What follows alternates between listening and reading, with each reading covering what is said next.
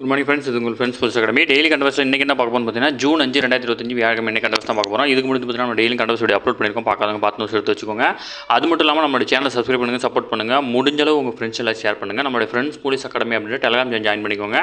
Important அப்டேட்ஸ்லாம் உங்களுக்கு ஒன்று கிடைக்கும். நமது பயிற்சி மையம் சார்பில் வந்து பார்த்தீங்கன்னா 2ஆம் நிலை காவல் தேர்வுக்காக வந்து பார்த்தீங்கன்னா நம்ம டெஸ்ட் பேஜ் வந்து பார்த்தீங்கன்னா தொடங்கியிருக்கோம். விருப்பமுள்ள மாணவர்கள் தாராளமாக இணைஞ்சிக்கலாம், சரிங்களா? இல்லை மொத்தம் வந்து பார்த்தீங்கன்னா உங்களுக்கு 60க்கும் மேற்பட்ட தேர்வுகளும் 6000க்கும் மேற்பட்ட வினாக்களும் கிடைக்கும். நிறைய ரிவிஷன் டெஸ்ட்லாம் கொடுத்துருக்கோம். தேர்வு வந்து பார்த்தீங்கன்னா ஜூன் 1ஆம் தேதி வந்து ஸ்டார்ட் ஆகுது. இல்லை மொத்தம் வந்து பார்த்திங்கன்னா 60 டெஸ்ட் அப்படின்னு நம்ம கொடுத்துருப்போம். ஆனால் அதுக்கு மேலேயும் வந்து பார்த்திங்கன்னா உங்களுக்கு டெஸ்ட் கிடைக்கும். இதில் வந்து பார்த்திங்கன்னா ஷெட்யூல் டிஸ்கிரிப்ஷனில் கொடுக்குற வியூ பண்ணி பாருங்கள். உங்களுக்கு ஏதாவது டவுட் இருந்துச்சுன்னா ஸ்க்ரீனில் இருக்கிற நம்பருக்கு கால் பண்ணி உங்கள் டவுட்டை நீங்கள் கிளாரிஃபை பண்ணிக்கலாம், சரிங்களா?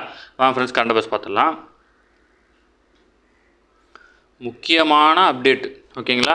ஜாதிவாரி கணக்கெடுப்புன்னு கூடிய மக்கள் தொகை கணக்கெடுப்பு 2 கட்டங்களாக நடத்த மத்திய அரசு முடிவு பண்ணியிருக்காங்க.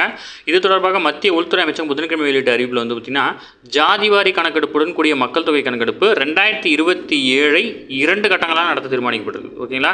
ஹிமாச்சல் பிரதேசம், உத்தரகாண்ட் மாநிலம், லடாக் யூனியன் பிரதேசம் மற்றும் ஜம்மு காஷ்மீர் யூனியன் பிரதேசம் ஆகிய இடங்கள் வந்து பார்த்திங்கன்னா பனிப்பிரதேசங்களில் வரும் 2026ஆம் ஆண்டு அக்டோபர் 1ஆம் தேதி ஜாதிவாரி கணக்கெடுப்பு கூடிய மக்கள் தொகை கணக்கெடுப்பு எடுக்கப்படும்.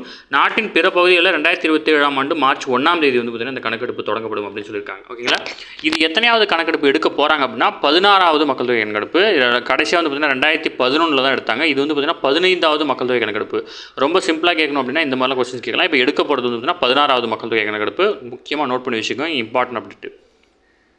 அடுத்து டாக்டர் தேனிராஜன் உட்பட 24 பேருக்கு வந்து பார்த்தீங்கன்னா அறிவியல் அறிஞர் விருது வந்து பார்த்தீங்கன்னா வழங்குறாங்க. அறிவியல் தொழில்நுட்ப மன்றத்தின் வாயிலாக தமிழக அறிவியல் அறிஞர் விருது 1993ஆம் ஆண்டு முதல் வந்து பார்த்தீங்கன்னா வழங்கப்பட்டு வருது. இதன் அடிப்படையில் வந்து பார்த்தீங்கன்னா 24 பேர் வந்து பார்த்தீங்கன்னா அதுக்கு தேர்வு செய்யப்பட்டிருக்காங்க. இவர்களுக்கு வந்து பார்த்தீங்கன்னா 50,000 ரூபாய் பரிசு தொகையும் சான்றிதழும் வந்து பார்த்தீங்கன்னா வழங்கி கௌரவிக்கப்படுவாங்க, ஓகேங்களா? நம்ம எக்ஸாம் பாயிண்ட் ஆஃப் வியூவில் என்ன தேவையோ அதை மட்டும் நம்ம பார்த்துட்டா போதும், எக்ஸ்ட்ராலாம் எதுவும் பார்க்க தேவையில்லை. அடுத்ததாக வந்து பார்த்திங்கன்னா காஞ்சிபுரம் மாவட்டம் இருங்காட்டுக்கோட்டை சிப்காட் தொழில்நுட்ப பூங்காவில் வந்து செயற்கை நுண்ணறிவு தொழில்நுட்பம் சார்ந்த ரோபோட்டிக் இயந்திர பாகங்கள் உற்பத்தி ஆலையம் வந்து பார்த்திங்கன்னா தொடங்கி வச்சிருக்காங்க. அது மட்டும் இல்லாமல் ராணிப்பேட்டையில் வந்து பார்த்திங்கன்னா காற்று பிரித்தெடுக்கும் ஆலையம் வந்து பார்த்திங்கன்னா தொடங்கி வச்சிருக்காங்க, ஓகேங்களா? ஜெர்மன் நாட்டைச் சேர்ந்த அஜல் ரோபோட்ஸ் அப்படின்ற நிறுவனம் வந்து பார்த்திங்கன்னா செயற்கை நுண்ணறிவு மற்றும் ரோபோட்டிக்ஸ் ஆகியவற்றை ஒருங்கிணைத்து செயல்படுத்தப்பட்டு வருது. இதனுடைய ஆலையம் வந்து பார்த்திங்கன்னா நிறுவப்பட்டிருக்கு, ஓகேங்களா? ரெண்டுமே முக்கியமானது. ரோபோட்டிக்ஸ் ஆலை எங்கே நிறுவிருக்காங்க அப்படின்னா சென்னையில் இருங்காட்டுக்கோட்டையில், ஓகேங்களா?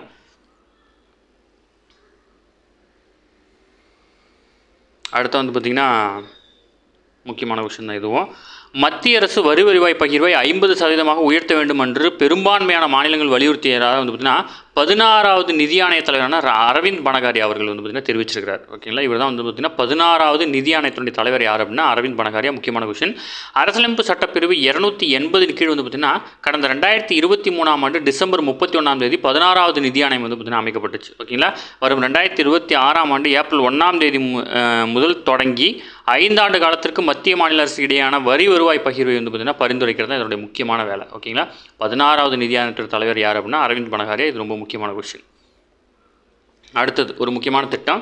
இந்த திட்டம் வந்து பார்த்திங்கன்னா செயல்பாட்டில் தான் இருக்குது. ஆனால் 2023 கொண்டு வந்து இதை பற்றி நமக்கு தெரியாது. இதில் வந்து பார்த்திங்கன்னா குடும்பம் ஏழ்மை நிலை காரணமாக ஜாமீன் பெற இயலாத அல்லது அபராத தொகை செலுத்தி சிறையிலிருந்து விடுதலை பெற இயலாத ஏழை கைதிகளுக்கு மத்திய அரசு நிதியிலிருந்து நிதியுதவி அளிக்க மாநிலங்கள் மற்றும் யூனியன் பிரதேசங்கள் வந்து பார்த்திங்கன்னா அரசு வந்து பார்த்திங்கன்னா கேட்டுக்கொண்டிருக்காங்க. ஜாமீன் பெற அல்லது அபராத தொகை செலுத்தி இயலாத ஏழை கைதிகளுக்கு உதவுவதற்காக கடந்த 2023ஆம் ஆண்டு மே மாதம் ஏழை கைதிகளுக்கான உதவி திட்டம் அப்படின்ற திட்டத்தை வந்து பார்த்திங்கன்னா மத்திய உள்துறை அமைச்சர் வந்து பார்த்திங்கன்னா கொண்டு வந்திருக்காங்க. இதில் குறிப்பிட்ட வரமுறையில் உள்ள கைதிகளுக்கு மட்டும்தான் வந்து பார்த்திங்கன்னா இது பொருந்தும், ஓகேங்களா? அடுத்து போபால் விஷவாயு கழிவு சம்மந்தமாக கொடுத்துருக்காங்க. போபாலில் இயங்கி வந்த யூனியன் கார்பரேட் அப்படின்ற ஆலையிலேருந்து வந்து பார்த்திங்கன்னா 1984ஆம் ஆண்டு டிசம்பர் 2-3ஆம் தேதிக்கு இடைப்பட்ட இரவில் வந்து பார்த்திங்கன்னா மெத்தில் ஐசோசைனேட் அப்படின்ற விஷவாயு வந்து பார்த்திங்கன்னா தாக்கிச்சு. இது உலகின் மிக மோசமான பேரழிவுகளில் ஒன்றா கருதப்படுது. 5479 பேர் வந்து பார்த்திங்கன்னா உயிரிழந்துட்டாங்க. 5 லட்சத்துக்கும் மேற்பட்டவர் வந்து பார்த்திங்கன்னா உடல்நலம் பாதிக்கப்பட்டிருந்தாங்க. இந்த ஆலை வந்து பார்த்திங்கன்னா மூடப்பட்டு அதில் இருக்கிற கழிவுப் பொருட்கள் வந்து பார்த்திங்கன்னா கொஞ்சம் கொஞ்சமாக வெளியேற்றப்பட்டிருக்கு, ஓகேங்களா? ஜஸ்ட் வந்து பார்த்திங்கன்னா ரொம்ப முக்கியமான கொஸ்டின். போபால் விஷவாயு இயர் கேட்பாங்க, உங்கள் ஸ்கூல் புக்கில் இருக்கும், ஓகேங்களா? அதேமாதிரி அதில் இருக்க என்ன வாயு கசிஞ்சு அப்படின்னா மெத்தில் ஐசோசைனேடு. அந்த நிறுவனத்தின் பேர் வந்து பார்த்திங்கன்னா யூனியன் கார்பரேட் அப்படின்ற நிறுவனம், ஓகேங்களா? இன்றைக்கி வந்து பார்த்திங்கன்னா சுற்றுச்சூழல் தினம், ஜூன் 5 உலக சுற்றுச்சூழல் தினம். முக்கியமான கொஸ்டின், டேட்டோட நோட் பண்ணிக்கோங்க. 1974ஆம் ஆண்டிலிருந்து ஆண்டுதோறும் ஜூன் 5ஆம் தேதி உலக சுற்றுச்சூழல் விழிப்புணர்வு தினம் வந்து பார்த்திங்கன்னா கடைபிடிக்கப்பட்டு வருது, ஓகேங்களா? அவ்வளோதான், ஜஸ்ட் இன்ஃபர்மேஷன் தான், நோட் பண்ணி வச்சுக்கோங்க, ஓகேங்களா?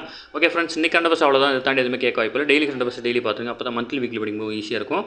நம்ம சேனலை சப்ஸ்கிரைப் பண்ணுங்கள், சப்போர்ட் பண்ணுங்கள், முடிஞ்சளவு ஷேர் பண்ணுங்கள். நம்மளோட ஃப்ரெண்ட்ஸ் போலீஸ் அகாடமி அப்படின்னா டெலிகிராம் ஜாயின் பண்ணிக்கோங்க. இம்பார்ட்டன்ட் அப்டேட்ஸ்லாம் உங்களுக்கு ஒன்று கிடைக்கும். நம்மளோட டெஸ்ட் பேஜில் இணையணும் அப்படி விருப்பப்பட்டீங்க அப்படின்னா ஸ்க்ரீனில் தர நம்பருக்கு கால் பண்ணி உங்கள் டீட்டெயில் கேட்டு நீங்கள் தெரிஞ்சுக்க முடியும். சரிங்களா? Thank you friends.